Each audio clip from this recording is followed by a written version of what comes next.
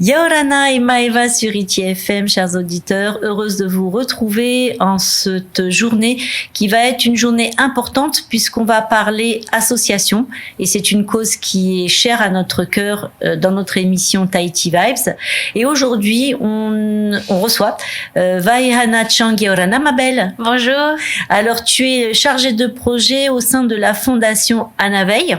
Tout à fait. Donc cette fondation existe depuis 2020, créée par Niho Loré.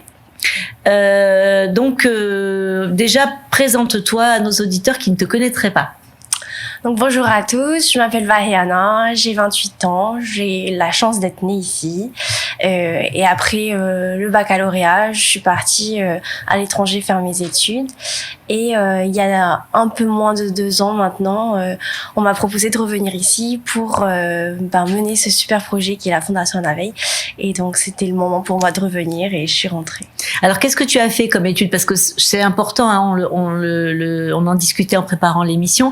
C'est important de donner aussi aux gens un petit peu de soi, pour les inspirer, pour leur dire, vous voyez, ça aussi, ça peut mener là et là. Alors, qu'as-tu fait comme étude? Oui, en plus, si ça peut motiver d'autres jeunes, avec plaisir. Donc, moi, j'ai fait un parcours assez basique, on va dire. J'ai fait du commerce. Donc, j'ai fait un bachelor d'abord au Canada et ensuite un master en Chine. Ah oui. Oui. Ah, t'es une vraie globe-trotteuse. Oui, j'ai eu la chance de bien voyager pendant mes études et donc voilà, du commerce et ensuite j'ai travaillé en France avant de revenir en Polynésie. D'accord. Alors qu'est-ce qui t'a amené justement sur ce projet de fondation? Comment ça s'est passé? Alors, je pense que c'est un peu, il y a plein de jeunes, on va dire, je pense qu'ils se retrouveront dans ce discours, mais c'est un peu une quête de sens en fait. Je travaillais dans un grand groupe multinational à Paris et j'avais envie quitte à travailler d'arrache-pied tous les jours, à se stresser, j'avais envie de faire quelque chose d'utile, de me sentir utile et c'est vrai que très vite j'ai voulu m'impliquer beaucoup plus dans le tissu associatif et je me suis dit, quitte à le faire, pourquoi pas le faire chez moi plutôt que de le faire en France. Et donc, voilà, bouche à oreille, j'en ai parlé autour de moi et j'ai entendu parler de ce projet qui était en cours et j'ai sauté sur l'occasion. Alors, le principe de la fondation, pour ceux qui ne connaîtraient pas parfaitement, quelle est la mission première, on va dire, d'une fondation?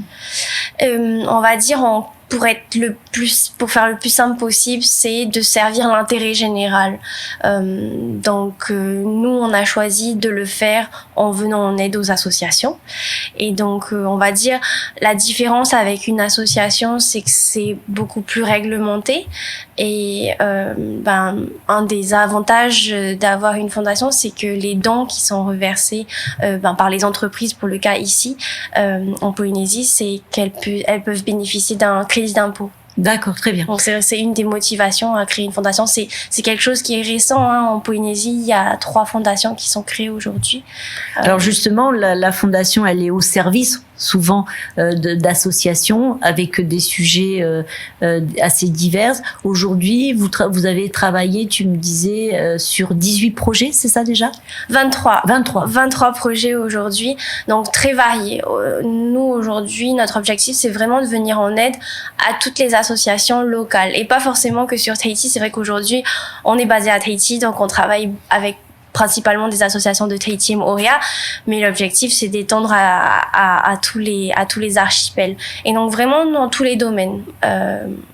On a travaillé avec des associations dans le secteur environnemental, sportif, jeunesse, santé aussi, beaucoup dans la solidarité aussi et animal aussi. Oui, puisque c'est comme ça que je t'ai connue, entre guillemets, et d'ailleurs je fais un petit coucou à l'association SPAP de Polynésie qui se démène pour nos petits compagnons à 4 pattes. Alors concrètement, ça se passe comment, l'aide que tu apportes à ces associations? Alors, on a voulu apporter notre soutien aux associations en leur proposant des outils totalement gratuits d'ailleurs.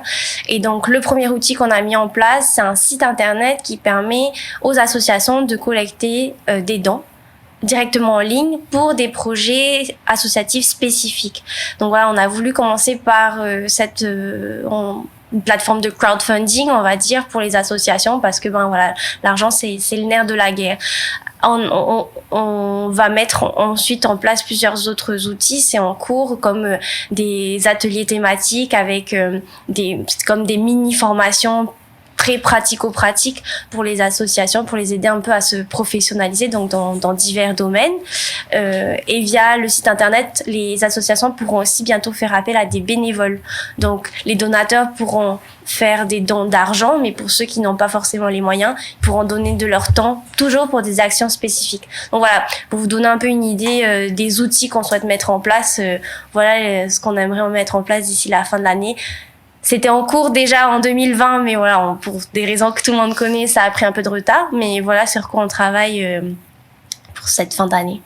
Alors du coup, les associations qui nous écouteraient et qui effectivement sont un peu dans l'impasse, parce que j'imagine que l'aide que vous pouvez aussi apporter, c'est autant administratif peut-être, comment monter des dossiers, comment justement arriver à se faire connaître aussi. Alors aujourd'hui, voilà.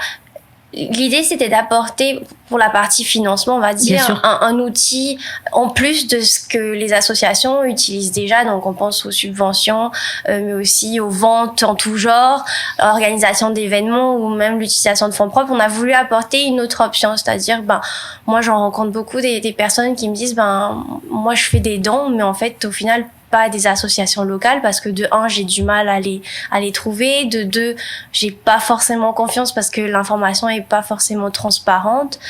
Et puis je le fais aussi pour des associations internationales parce que c'est facile, je prends ma carte de crédit, je le fais en ligne. Donc voilà, on a voulu aussi répondre à cette demande-là. Donc l'idée, c'est de faciliter aussi bien la vie des associations parce que voilà, aller chercher du financement, c'est du boulot. Travail. C'est ça, on n'a même pas encore monté le projet on a déjà épuisé dans les réserves, on va dire. Puis à côté de ça, faciliter aussi la vie des personnes qui souhaitent s'impliquer. Mais voilà, on est tous pris dans notre train-train quotidien et même si on a toute la bonne volonté du monde, quand on arrive chez soi, on a plus envie de se poser au calme que d'aller aller à la pêche aux informations pour les associations et trouver une cause, voilà. Donc l'idée, c'est de faciliter la vie aussi bien des associations que des donateurs, de permettre le lien. C'est une plateforme, c'est un site internet, mais l'idée, c'est de faciliter le lien humain. Alors ça fonctionne comment justement quand on crée ce genre de plateforme de crowdfunding? C'est quelque chose, tu disais, qui est très cadré, ça j'en doute pas une demi-seconde, mais par exemple par rapport à tout ce qu'on voit, les cagnottes, je dirais pas les noms, voilà, on va se concentrer sur Anna Veil. Concrètement, ça passe par quoi comme obligation?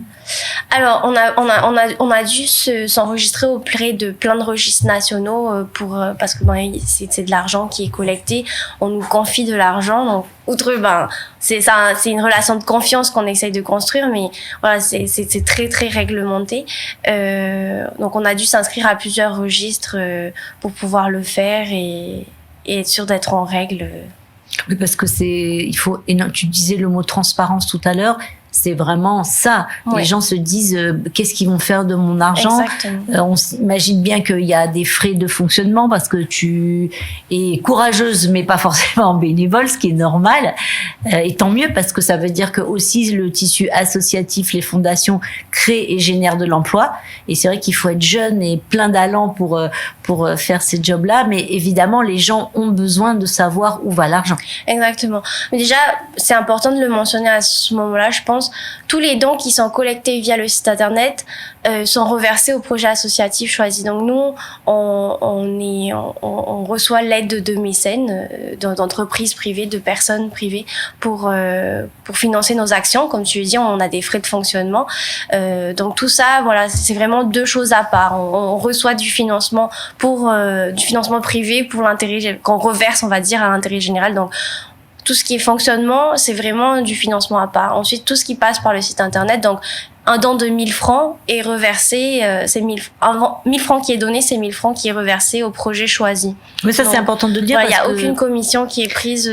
Ça, c'est super important parce que c'est vrai que sur toutes ces plateformes de cagnotte en ligne, des fois je me dis, bon, évidemment que personne ne travaille gratuitement et qu'il faut, mais je me dis, bon, des fois on voit passer des pourcentages, on se dit, ah oui, quand même, ça va impacter un petit peu la somme qui va être versée. Là, c'est 100% de la somme est versée à l'association. Complètement. Après, voilà, c'est comme on le disait, c'est une relation de confiance qu'on essaye de construire avec les donateurs. Donc, pour chaque projet, on va toujours faire une petite vidéo pour présenter. Moi, j'ai la chance de pouvoir aller à la rencontre de toutes ces associations. Donc, c'est ce qu'on essaye de transmettre un petit peu. On fait toujours une petite vidéo pour mettre un visage sur une association, un projet. Donc, on fait toujours une petite vidéo pour présenter l'association en question et le projet. Et ensuite, au fur et à mesure de la cagnotte, bien sûr, il y a la communication qui est faite sur l'avancée. Puis, le plus important, une fois que le projet est financé et qu'il est mis en place, les donateurs sont régulièrement tenus au courant de l'avancée du projet. Et on fait toujours une petite vidéo, par exemple, aussi à la fin du projet. Quand c'est le cas, les donateurs qui ont contribué à la cagnotte sont invités pour les inaugurations ou à se rendre auprès de l'association pour les rencontrer. Donc voilà, on essaie vraiment de créer ce lien. Du lien, exactement. Alors aujourd'hui, quelles sont les prochaines échéances pour la Fondation ?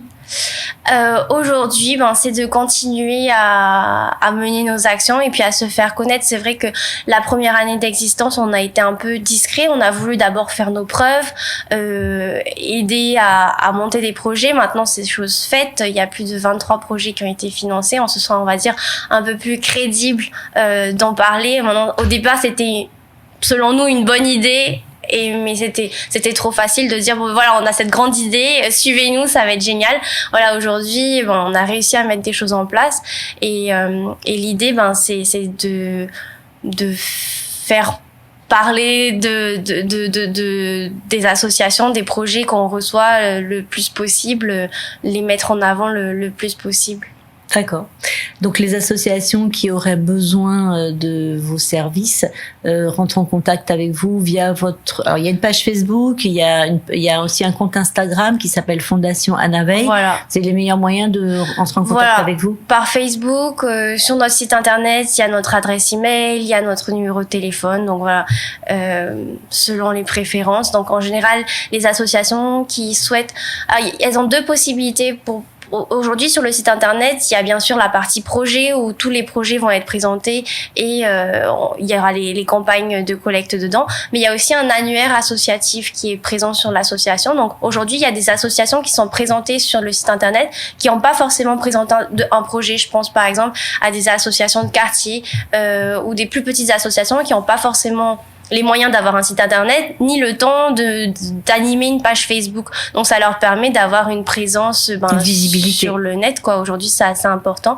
Et donc, on va avoir ce répertoire. Et puis, pour nous, c'est important aussi au fur et à mesure d'étendre ce répertoire, à toutes les associations qu'on connaît. C'est toujours la même idée, c'est de faciliter la vie des personnes qui souhaitent s'informer, s'investir. Et donc l'idée, c'est de rassembler à un seul et même endroit l'information. Donc in fine, ça c'est un objectif, donc on espère qu'on va l'atteindre un jour, mais ça devient un peu la vitrine du monde associatif, que toute personne qui souhaite s'investir d'une façon ou d'une autre se dise, bon voilà, ça va être le Google des associations. Ça ce serait le rêve. Donc voilà, que chaque personne qui souhaite trouver l'information ou faire quelque chose dans le tissu associatif puisse trouver les informations. Donc aujourd'hui, les associations qui souhaitent soit être visibles sur la plateforme ou qui ont une idée de projet, qui souhaitent financer un projet, peuvent nous contacter par mail, par téléphone, via le site internet, via Facebook, et ensuite on se rencontre et on lance la cagnotte ensemble. C'est assez facile, ça prend 2 minutes de créer une cagnotte. Voilà, après il faut juste s'assurer que tout est en ordre. Exactement.